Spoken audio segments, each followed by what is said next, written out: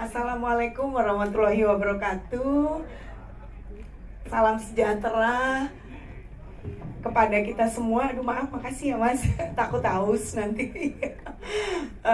Terima kasih banyak kepada Iconomics sudah mengundang saya. Ini merupakan suatu kehormatan bagi kami untuk sharing. Semoga masih pada semangat ya. Ini kan udah jam kritis ya, Pak Atta ya. Semoga ya. Baik, dengan moderator namanya siapa? Maaf, oh Pak Alex ya, maaf ya. Iya, ada Economics ya. Silakan Pak Alex mau mulai dulu atau saya langsung silakan ya. Oh langsung aja. Oke ya baik. Untuk di layar boleh? Oh ya di layar ya. ESG Communication, di sini udah bener ESG Communication. Iya betul. Di TV bener tapi di layarnya masih belum keluar. Oh ya. Udah. Oh ya mantap. Thank you ya Pak. Baik, boleh berdiri ya Pak? Boleh ya. Kebiasaan Ibu Guru berdiri. Baik Bapak Ibu, perkenalkan nama saya Mariani Nita, panggilannya itu nama panggung ya, nama gaulnya Nita ya. Jadi boleh panggil saya Nita. Nah, kali ini saya akan sharing mengenai bagaimana sih komunikasi ESG ya dan menghindari greenwashing ya. Kebetulan sekarang saya menjadi Ketua ESG Task Force di Kadin Indonesia. Memang itu jabatan itu adalah posisi pro bono ya. Kalau Bapak Ibu tahu ya, kalau di asosiasi-asosiasi itu pasti pro bono ya. Nah itu saya baru ditunjuk sekitar 4 bulan yang lalu karena sebelumnya bukan saya, tetapi langsung saya ngebut untuk buat panduan. Nah, jadi ini boleh next atau ada clicker enggak ya? Oke. Next saja. Oke, siap ya. Voice comment ya. Voice comment. Baik, jadi ini adalah panduan kami. Nah, panduan yang saya buat bersama tim saya ini bisa di-download gratis ya. Jadi semua boleh mendownload. Dan ini tidak hanya bukunya, tetapi ada infografisnya. Next.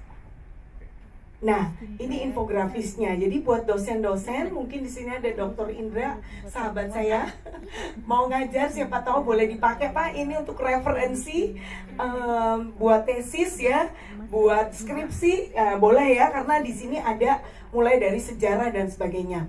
Jadi kenapa sih kok perlu ESG? Apa bedanya ESG dan CSR? Di sini udah pada tahu ya. Sudah ya? Oh pinter-pinter semua nih. Jadi saya agak-agak deg-degan juga nih. Udah pada tahu bedanya ESG dan CSR ya. Nah kalau yang belum tahu silakan baca di buku ini, ada semua ya. Nah jadi ESG itu kuncinya adalah disclosure, pengungkapan ya. Kita tahu bahwa disclosure itu adalah bagian dari komunikasi. Oh ya, mungkin buat teman-teman yang belum pada tahu, saya itu pernah mendirikan atau mendesain program kurikulum program S2 Sustainability di Universitas Trisakti sejak tahun 2007 ya.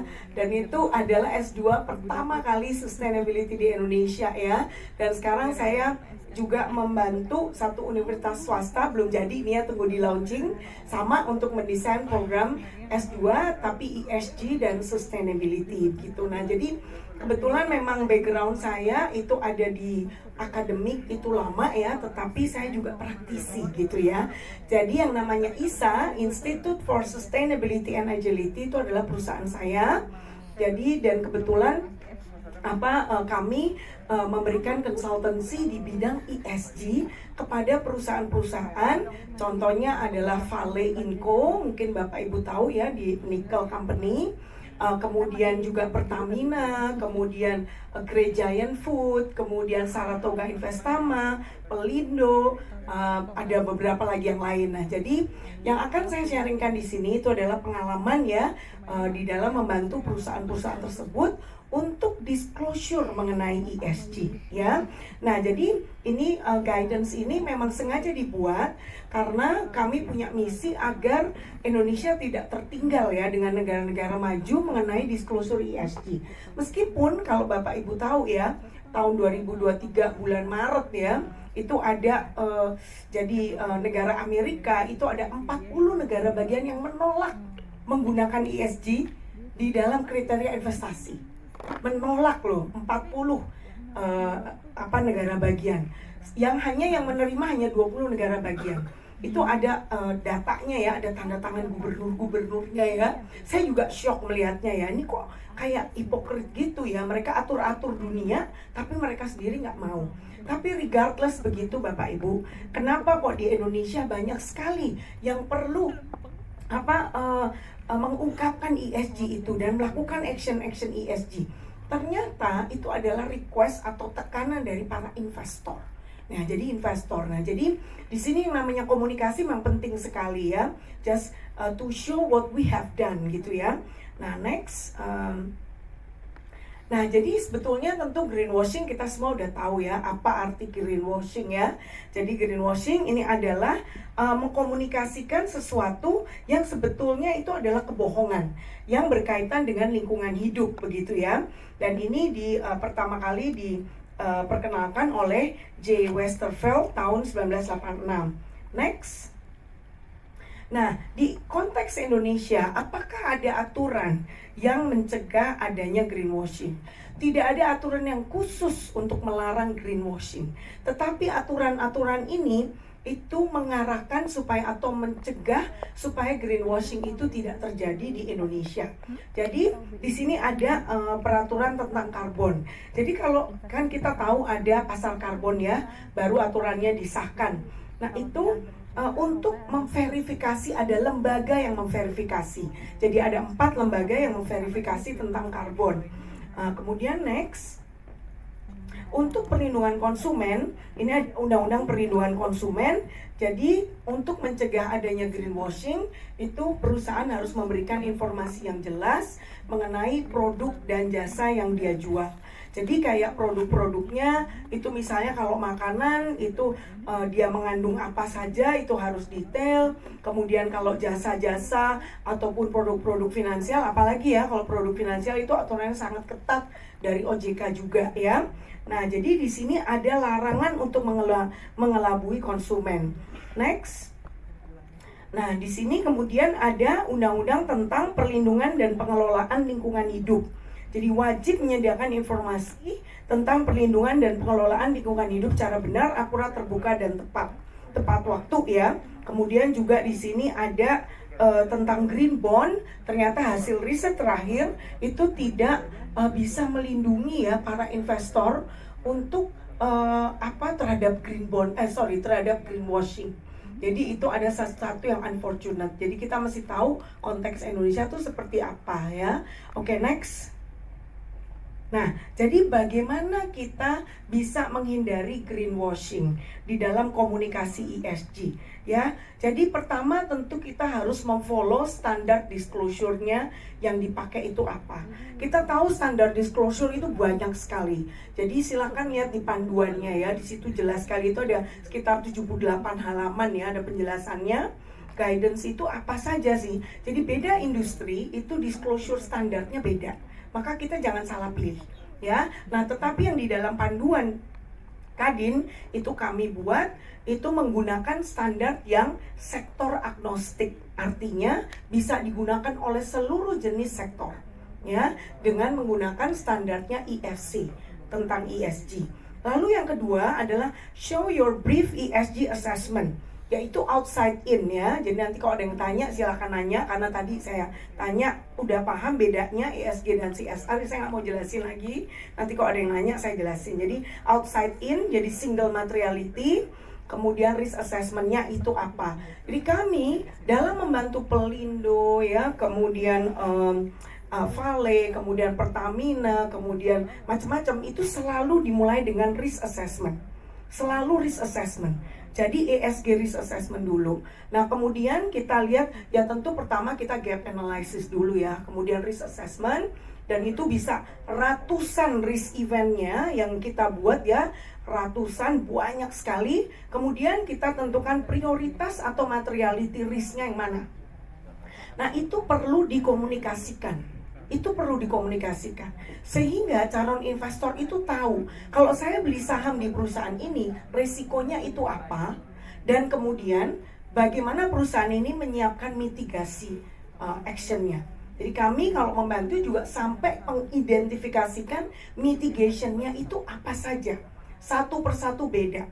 Nah kemudian setelah itu baru kita menentukan target dan indikator ya, KPI. Nah setelah itu akhir tahun harus diukur keberhasilannya. Nah kebetulan dengan Vale Inco itu sudah 1,5 tahun. Kalau Bapak Ibu nanti ada waktu, silakan buka websitenya Vale Indonesia. Di situ ada tentang ESG dan di situ ada komunikasi ESG. Mulai dari narasi dan kuantitatif. Nah, jadi Bapak Ibu bisa lihat di situ adalah hasil kerja kami 1,5 tahun ya, di mana kemudian berikutnya kami masih di engage terus untuk menentukan dan sedang. Jadi kami roadshow ke masing-masing departemen untuk memberitahu kepada mereka bahwa ESG yang related dengan departemen Anda itu ini loh indikatornya. Lalu Anda harus menentukan indikatornya loh. Nah, kemudian kita sepakati KPI-nya apa. Dan itu tidak mudah, because we have to communicate to each department untuk kita meminta mereka melakukan. Mereka tentunya defensif pertama kali ya, pasti. Ini apaan sih tambahan kerjaan lagi ya? Capek deh. Nah, itu kan kita harus persuasif. Jadi pertama tentunya teknik komunikasi adalah what's in it for them. Baru setelah itu mereka convince, baru kita kasih tahu ya. Nah kemudian verify. Ini yang terakhir perlu verifikasi. Jadi kalau buat sustainability report dan ESG report perlu verifikasi. Next. Nah ini adalah tools yang saya ciptakan yang sudah dipakai oleh berbagai mahasiswa, perusahaan, dan sudah dibuat tesis juga. Jadi ini ada tools komunikasi yang sangat sederhana yang saya sebut MAMI. Kalau kita mau komunikasi pasti kita cari ibu ya. Kalau minta duit cari bapak ya, bener kan? Bener ya Pak? Nah jadi communicate with MAMI biar gampang ya. M-nya itu apa singkatan ya? M-nya itu mapping. Kemudian O-nya outcome, M-nya lagi media, message, dan Y atau justifikasi. Next. Jadi yang pertama mapping. Dalam ESG itu ditentukan to whom you want to communicate and what standard you need to use. Jadi Bapak Ibu, kita membantu Pelindo itu ESG standardnya dia pakai apa? Ratingnya tuh pakai Fitch rating, pakai Moody's, kemudian pakai Sustainalytics. Begitu kita bantu Vale, lain lagi ratingnya, pakai IRMA. IRMA itu International Responsible Mining, kira-kira sedikit indikatornya, 440 lebih indikatornya. Sustainalytics-nya untuk Vale 250 lebih indikatornya. Belum lagi ICMM. Jadi to whom you want to communicate? Kepada siapa? Kalau kita mau bicara sama IRMA, kita harus ikutin standarnya IRMA. Kita mau communicate kepada Sustainalytics, kita ikutin indikatornya Sustainalytics dan seterusnya. Jadi pertama kita harus mapping dulu ke siapa nih? Ke investor tentu akan beda bicaranya dengan kepada BOD. BOD juga part of stakeholder yang harus kita communicate. Sama dengan departemen-departemen yang tadi saya bilang kita roadshow. Departemen A, apa yang harus di-communicate? Kayak tadi salah satunya adalah what's in it for them. Jadi mereka senang. Ya, oh saya mau nih. Nah, jadi ini next. Lalu outcome. Outcome-nya apa?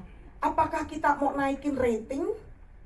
Ya, rating itu apakah itu artinya baik? Atau kalau ratingnya tinggi itu berarti risikonya tinggi. Ini outcome-nya apa? Kenapa kita perlu tahu outcome ini? Karena ini terbuka untuk publik. Seluruh dunia bisa lihat. Kalau rating kita jelek, seluruh dunia bisa lihat.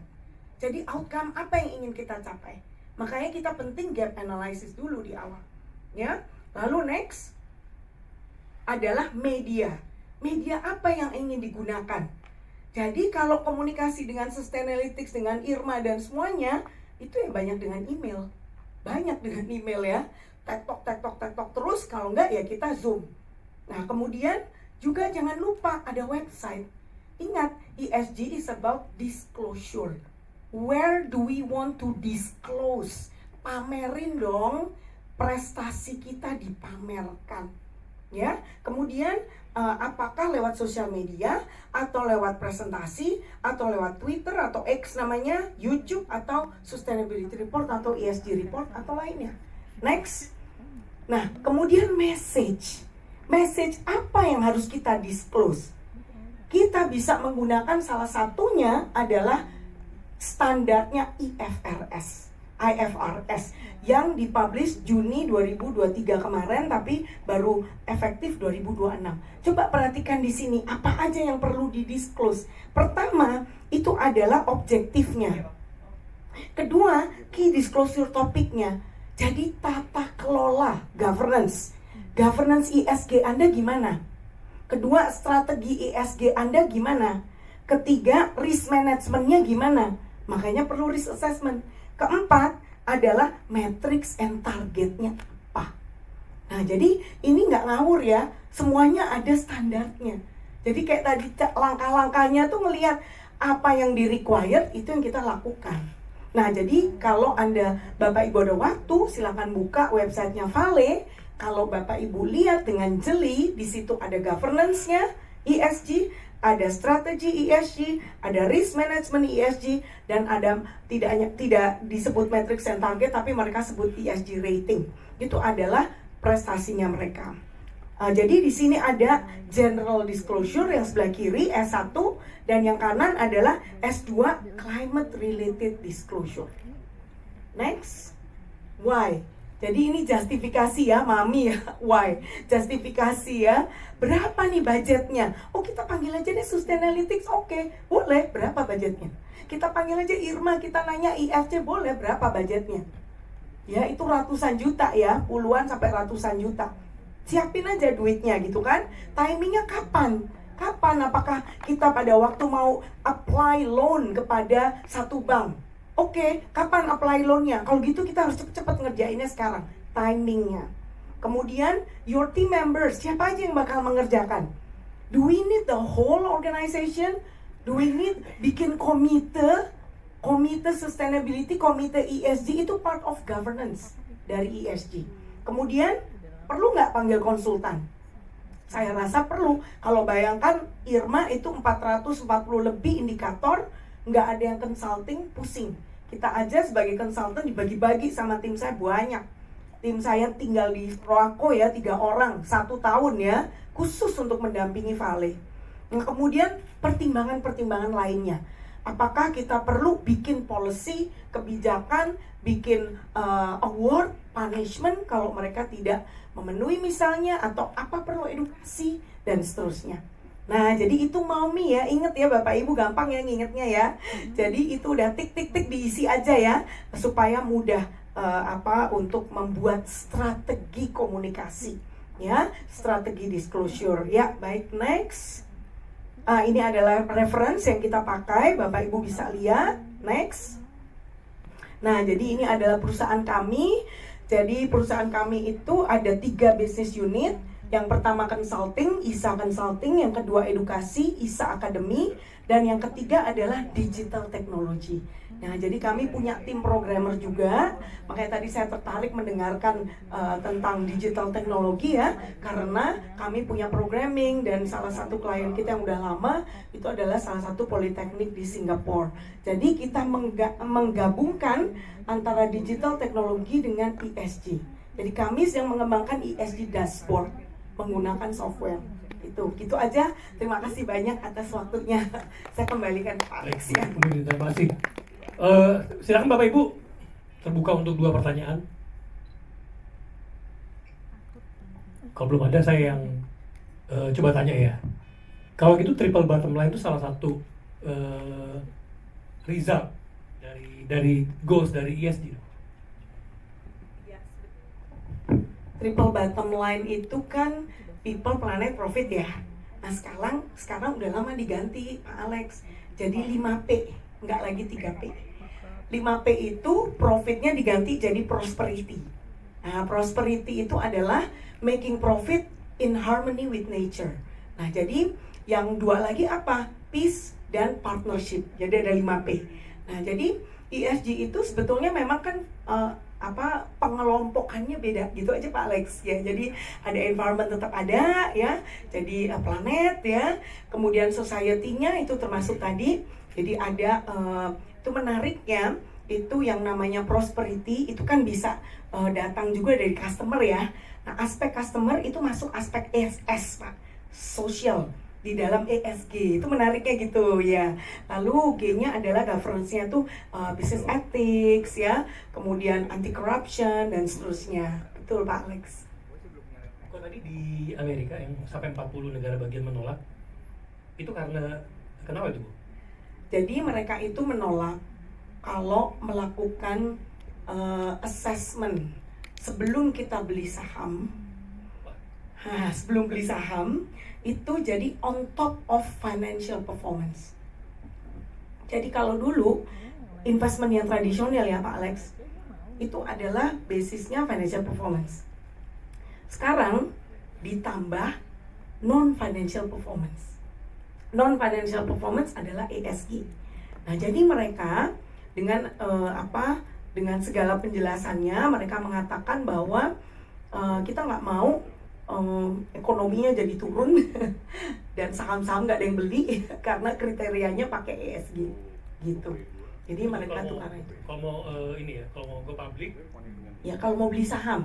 Kamu beli saham? Iya, beli saham. Jadi misalnya jadi si pembelinya harus lolos ESG. Si pembelinya. Jadi bukan pembelinya menggunakan ESG sebagai kriteria mau beli atau enggak. Oh gitu. Iya, betul. Jadi kalau semuanya pakai ESG kan perusahaan Amerika banyak juga mungkin yang tidak mengikuti ESG ya. Jadi dia takut gitu sahamnya nggak dibeli gitu kan. Jadi sifatnya wajib, Bu ya. Pembeli kalau waktu ingin melakukan assessment untuk membeli. Makanya mereka nggak mau diwajibkan. Di Amerika nggak mau diwajibkan, ya. Nah kalau di Indonesia itu di Bursa Efek Indonesia itu ada 4 indeks ESG, 4. Yang satu adalah kerjasama Bursa Efek dengan Morningstar atau Sustainalytics, ya ESG leader. Yang kedua itu adalah indeks Sri Kehati dari Yayasan Kehati. Sri-nya itu Sustainable Responsible Investment. Yang kedua itu yang Sri Kehati ini adalah indeks yang paling tinggi kriterianya, paling susah. Kalau perusahaan kita kinerja environmental social governance-nya bagus, maka dia akan masuk ke dalam indeks Sri Kehati 25 aja maksimal. Kemudian yang kedua adalah ESG Q45 dari Kehati juga. Dia ngeluarkan, jadi kalau nggak masuk 25 ada tambahan lagi nih sebanyak 20 jadi 45. Lalu yang terakhir adalah ESG leader, itu ada sekitar 60 sampai 80 saham, itu berubah-berubah jumlahnya. Nah, jadi di Indonesia itu sudah ada 4 indeks yang berkaitan dengan ESG. Nah, jadi itu merupakan sesuatu yang bergengsi. Kalau perusahaan itu masuk ke dalam indeks-indeks tersebut, maka dia lebih disukai investor. Karena apa? Karena dia itu resiko bisnis, kelancaran bisnisnya itu adalah rendah gitu. Karena apa? Karena dia memperhatikan environment, social, dan governance. Jadi dari outside in itu tadi Pak. Jadi kalau ada ancaman dari luar, misalnya climate change, bagaimana nih misalnya perusahaan Great Giant Food, ini kan agriculture, bisa nggak menghadapi kalau ada climate change? Oh ternyata GGF sudah menjalankan luar biasa circular economy. Itu adalah risk mitigation yang paling keren tuh Pak. Jadi sebenarnya tidak hanya risk saja yang ditanya, yang di require ya Pak untuk di disclosure, tapi termasuk opportunities. Nah jadi di situ kalau Bapak Ibu lihat di panduan tadi ya Pak Alex, itu ada studi kasusnya GGF juga. Jadi ada GGF, ada Vale, kemudian ada Saratoga, ada Amarta peer-to-peer lending. Nah, jadi itu bagaimana mereka mengimplement ESG. Nah, itu ada semua di situ, Pak. Jadi, risk and opportunities gitu. Jadi itu kriterianya ESG-nya untuk menentukan apakah mau beli atau enggak sahamnya. Gitu. Ya. 20 negara bagian tadi diwajibkan seorang investor. Iya, kalau 20 investor negara manager ya, dia mau beli saham tertentu betul. Harus yang udah certified gitu ya. Iya, jadi mereka itu juga ya. Iya, jadi mereka diwajibkan untuk melakukan analisa ESG sebelum mereka membeli saham. Iya gitu. Jadi di Indonesia sudah mulai nih pelan-pelan seperti itu. Tapi di Indonesia banyak kok yang sudah melakukan. Kan oh ya, investor manager Indonesia kan sebetulnya udah lama ya. Mereka itu kayak perusahaan aset manajemen, Pak. Itu udah banyak yang menggunakan indeks Rikahati sebagai salah satu kriteria untuk membeli saham. Jadi dia punya reksadana tuh macam-macam ya. Salah satu reksadananya menggunakan kriteria Srikahati Index begitu. Itu udah lama. Jadi kita tinggal milih mau yang reksadana yang mana, yang menggunakan Srikahati Index atau yang enggak, itu juga boleh. Kan ada juga ya yang mau oh saya mau ini aja spekulasi banyak gitu ya. Yang penting financial return, nggak apa-apa. Itu juga ada ininya apa reksadananya gitu, Pak. Ya, jadi gitu. Jadi Indonesia nanti OJK mau buat, makanya kami di Kadin itu akan melakukan dialog dengan OJK, dengan Bursa Efek juga ya, dengan Kementerian Lingkungan Hidup ya. Karena peraturan-peraturannya related dengan ESG kan banyak sekali itu Pak Alex. Nah, jadi para pelaku usaha di Indonesia kan ingin tahu apa sih planningnya pemerintah. Apakah akan membuat suatu guidance. Kalau ada guidance-nya kan enak ya Pak ya. Jadi semua tinggal ngikutin aja gitu. Dan kita juga bangga sebagai negara, kita itu ternyata banyak sekali perusahaan yang sadar ya. Tapi sebenarnya sadarnya tuh karena tekanan dari investor tadi Pak. Jadi sama betul Pak, sama bank juga. Jadi bank itu mungkin Bapak Ibu pernah dengar green bond sama sustainable loan, sustainable link loan, maka itu menggunakan kriteria ESG gitu.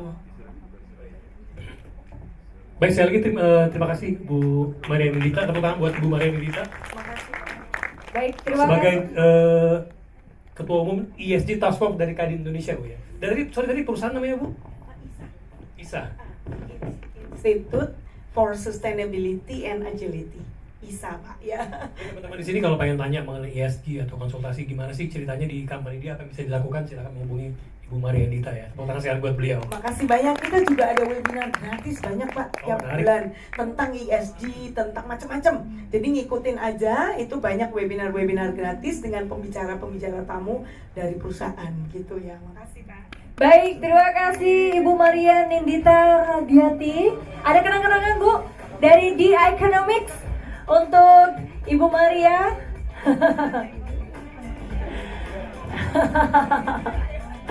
Ini kenang-kenangan bahwa Ibu sudah berkenan memberikan insight-nya kepada seluruh bro dan sis yang hari ini memang sengaja datang untuk bisa dapetin